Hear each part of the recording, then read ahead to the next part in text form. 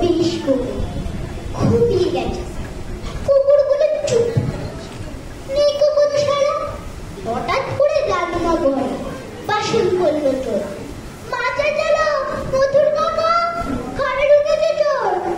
মধুর দাদু ছুটলো ঘরে লম্বা লাঠি হাতে। চোখ কুচলে রূপ নেমে এদিকের সাথে। এসেই দেখি মধুর দাদু চোরের সঙ্গে খেলা। বাবা আমার সঙ্গে আছে গভীর রাত্রিবেলা। অবশেষে চোর বলল চালে, আমি আর দৌড়ি। চোর বলল, মধুর দাদু হচ্ছে না বাড়াবাড়ি। কয়েক সেকেন্ড স্টপ হলো, উঠলো হাসির রোল। রাত দুপুরে পর্দা আবার বাজিয়ে দিল গোল।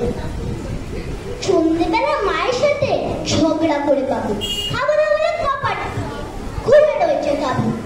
রাত দুপুরে পেট মানেনি, ভীষণ খিদের চোটে। রান্নাঘরে ভাবছিল সে খাবার ঢুকবে।